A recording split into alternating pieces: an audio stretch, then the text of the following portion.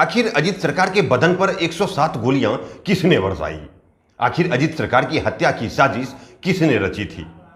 जब अजीत सरकार के हत्या के सभी आरोपी आज बरी कर दिए गए, तो आखिर अजीत सरकार की हत्या की किसने?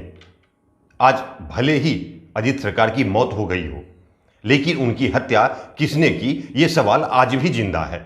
नमस्कार, आप न्यूज़ 19 देख रहे हैं और आपके साथ मैं हूं मुकेश सिंह।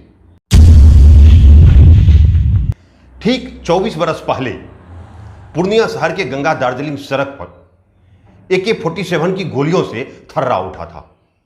14 जून 1998 को पूर्णिया के विधायक अजीत सरकार की गाड़ी पर अज्ञात अपराधियों ने AK-47 से 107 गोलियां बरसाकर उन्हें मौत के घाट उतार दिया था। ये वही अजीत सरकार थे जिन्हें गरीबों का मसीहा कहा जाता था। सामंतवाद के विरुद्ध जनता के बीच उनकी ऐसी छवि थी कि पूर्णिया की जनता उन्हें 4 बार विधायक बनाया। विधायक अजीत सरकार को उनके समर्थक उन्हें अजीत दा कहकर पुकारते थे। वे जनता के इतने करीब रहा करते थे कि जब सभी प्रत्याशी चुनावी मैदान में प्रचार प्रसार किया करते थे तो अजीत दा अपने घर पर बैठे रहते थे। एक बार उनके किसी कार्यकर्ता ने कहा, यदि आप ऐसे ही बैठे रहे तो हम चुनाव हार जाएंगे। तो अजीत सरकार ने उन्हें आश्वस्त किया कि हम चुनाव नहीं हारेंगे, हमने चुनाव से पहले ही मेहनत कर लिया है। अजीत दा सभी चौक चौराहे पर लाल गमछा यानी तौलिया लटका देते थे और जनता से कहते थे कि आप सिर्फ 1 रुपया ही इस गमछा में डालें। और वे अपने कार्यकर्ता को भी कह देते थे कि ध्यान रखना कि कोई व्यक्ति इस गमछे में 1 रुपया से ज्यादा न डाले। और जब उस गमछे को लेकर शाम में कार्यकर्ता उनके कार्यालय पर पहुंचता था तो अजीत दा उस गमछे से सारे सिक्के को गिनकर अपने कार्यकर्ता को बता देते थे कि कितने मतों से वो जीत रहे हैं। जनता और अजीत सरकार के बीच इसी प्यार ने बड़े बड़े दिग्गजों को चुनाव में पटखनी दे देता था।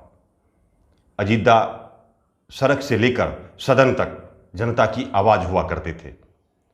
उनकी हत्या से कुछ दिन पूर्व ही पूर्णिया में एक नाबालिग लड़की के साथ बलात्कार की जघन्य घटना घटी थी।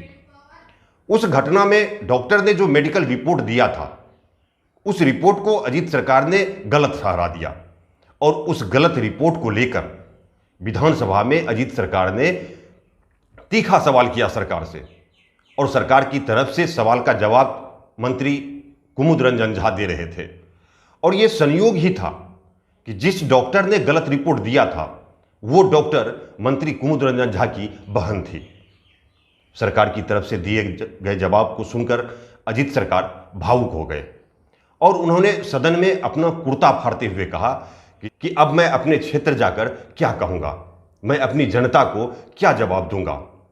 उसी दौरान उन्होंने कहा कि बलात्कार की जांच के लिए सरकार कमेटी बनाएगी या नहीं, यह अभी बताई जाए, नहीं तो मैं इस सदन में नंगा हो जाऊंगा। अजीत सरकार की मांगों पर सदन में हंगामा मच गया और अंत में सरकार को कार्रवाई का आश्वासन देना पड़ा था उस वक्त। इस वाकये ने अजीत सरकार की लोकप्रियता को और बढ़ा दी थी। जनता के प्रति उनकी ये जिम्मेवारी उन्हें और ऊंचा बना दिया था। 1947 ईस्वी में जन्मे अजीत सरकार पहली बार 1977 ईस्वी में निर्दलीय प्रत्याशी के रूप में चुनाव लड़ा और करीब 12,000 वोटों से चुनाव वो हार गए। उसके बाद माकपा के टिकट पर 1980 में चुनाव जीते और बड़े बड़े सुरमाओं को धूल चटाते हुए लगातार 4 बार पूर्णिया से विधायक चुने गए। कहा जाता है कि विधायक अजीत सरकार अपने वेतन का कुछ हिस्सा अपने पास रखकर सारे पैसे अपने कार्यकर्ताओं के बीच बांट देते थे। उनकी ईमानदारी और उनकी कर्तव्यनिष्ठता और उनकी सादगी इस बात की गवाही देती है कि 4 बार विधायक रहने के बाद भी उनका परिवार किराए के मकान में रहता था और 3 बच्चे सहित 5 सदस्यों वाला परिवार उनका परिवार उनकी पत्नी माधवी सरकार के वेतन से चला करता था, जो एक सरकारी शिक्षिका थी। अजीत सरकार पूर्णिया से उस दौर में चुनाव जीता करते थे जब बंदूक और संदूक का बोलबाला हुआ करता था। यानी उस दौर में वही नेता सांसद और विधायक चुने जाते थे जिसके पास बंदूक यानी हथियार का बल होता था, जिनके पास धन का बल होता था, वो सिर्फ वैसे नेता ही विधायक या सांसद बन पाते थे। वैसे दौर में अजीत सरकार जनता के बीच लोकप्रियता के शिखर पर थे। शायद उसी लोकप्रियता से घबराकर उनके विरोधियों ने उनके विरुद्ध साजिश रचकर उनके शरीर को गोलियों से छलनी कर दिया। पूर्णिया शहर के खजांची हाट थाना क्षेत्र के कालीफ्लावर मिल के पास अपराधियों ने अत्याधुनिक हथियार यानी AK-47 से अजीत सरकार पर अंधाधुंध गोलीबारी की। अज्ञात अपराधियों ने उनकी गाड़ी पर 107 गोलियां बरसाई, जिसमें उनकी मौत हो गई। गोलीबारी की उस घटना में उनकी पार्टी के कार्यकर्ता अशफाकुल रहमान और ड्राइवर हरेंद्र शर्मा की भी मौत हो गई थी। उसके बाद अजीत सरकार के भाई ने थाने में मुकदमा दर्ज कराया। गरीबों के मसीहा कहे जाने वाले अजीत दा की हत्या ने पूरे पूर्णिया को हिलाकर रख दिया था।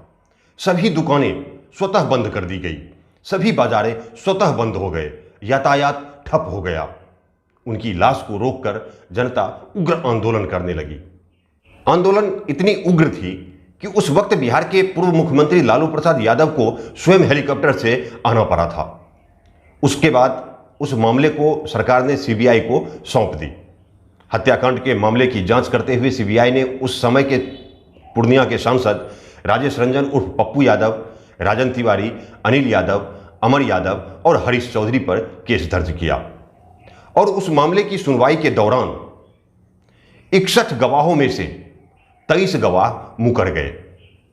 मामले की सुनवाई पूरी होने के बाद निचली अदालत ने पप्पू यादव को वर्ष 2008 में उम्र कैद की सजा सुनाई थी। उसके बाद वर्ष 2013 में न्यायमूर्ति VN सिंह और न्यायमूर्ति KK लाल की पीठ ने राजेश रंजन उर्फ पप्पू यादव और 2 अन्य आरोपियों राजन तिवारी और अनिल कुमार यादव को करीब 15 साल बाद सबूतों के अभाव में बरी कर दिया।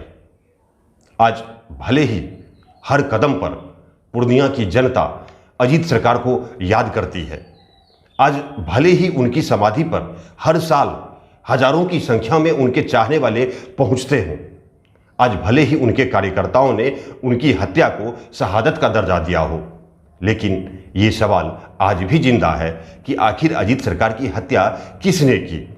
आखिर अजीत सरकार के बदन पर AK-47 से 107 गोलियां किसने दागी थी। इस वीडियो में इतना ही। यदि अभी तक आपने न्यूज़ 19 के YouTube चैनल को सब्सक्राइब नहीं किया है तो सब्सक्राइब कर ले और बेल आइकन के बटन को टच कर ले। और यदि ये रिपोर्ट आपको अच्छा लगे तो आप अपने दोस्तों के बीच भी शेयर करें। बहुत बहुत धन्यवाद।